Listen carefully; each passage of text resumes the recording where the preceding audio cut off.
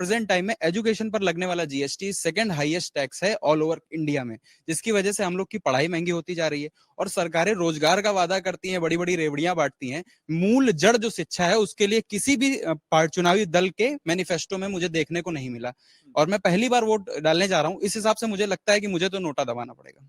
हाँ, क्योंकि नोटा इसलिए क्योंकि आपको किसी भी राजनीतिक दल में शिक्षा को सस्ती करने की बात नहीं दिखाई थी। इसी को लेकर के मुझे लगता है कि ऐसा दल अभी कोई हम लोग के बारे में कोई कंसीडर ही नहीं करता है। जाति के नाम पे, धर्म के नाम पे बांट करके वोट लेने की कोशिश होती है हमेशा से। और जो सबसे बड़ा आबादी है युवाओं की, उसके लिए किसी पार्टी के पास कुछ नहीं है।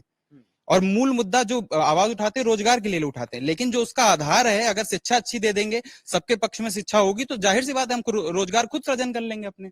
बहुत बढ़िया, मतलब ये बात बहुत अच्छी लगती है जहां युवा स्वावलंबी होने की बात करता है, लेकिन जो मूल बात आपने उठाई कि इस देश में शिक्षा पहुंच से बाहर होती जा रही है, आर्थिक तौर पर महंगी होती जा रही है, सरकार को उसके लिए काम करना चाहिए।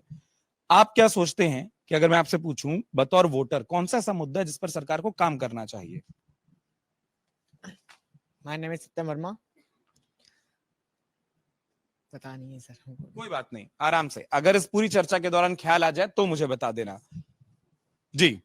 वो सर मेरा नाम यथार्थ है, और सर मैं एक वो हेल्थ के मामले में कुछ कहना चाहता हूँ। जैसे सर देखते हैं, जैसे वो होते हैं वो प्राइवेट हॉस्पिटल्स वगैरह, उनका एक चार्जेस लेवल टू लेवल बढ़ता चला जा रहा है। और जो गवर्नमेंट है वो गवर्नमेंट सेक्टर में देखते हैं तो वहाँ ज़्यादातर डॉक्टर्स अवेलेबल रहते हैं, बट वो क्लिनिकली वहाँ हॉस्पिटल, सरकारी हॉस्पिटल में नहीं देखते हैं। जाके अपना क्लिनिक बुलाते हैं, कहते हैं मेरे घर आइए, अलग अलग जगह बुलाते हैं। वहाँ अपना एक्चुअली थोड़ा कंपनसेशन करते हैं, जिससे अपना घर भी चले और दोनों तरह का देखते हैं, अपना घर भी और अपना ऑफिस भी। यही सर है। स्वास्थ्य के क्षेत्र में सरकारी सुविधाएं जो हैं वो उस तरीके से नहीं है जैसे होनी चाहिए, है ना? Yes sir. और साथ में जो सुविधाएं हैं वो लोगों को नहीं मिल पा रही क्योंकि उसको किसी और तरीके से डॉक्टर प्रयोग कर रहे हैं। Yes sir.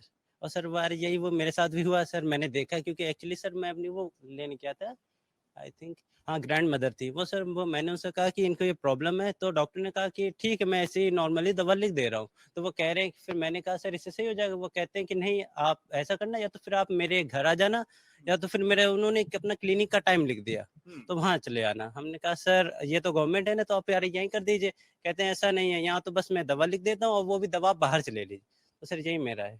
अगर आप ये वीडियो YouTube पर देख रहे हैं तो हमारे चैनल को सब्सक्राइब करें और बेल आइकन को दबाना ना भूलें। अगर आप Facebook पर ये वीडियो देख रहे हैं तो हमारे पेज को लाइक करें।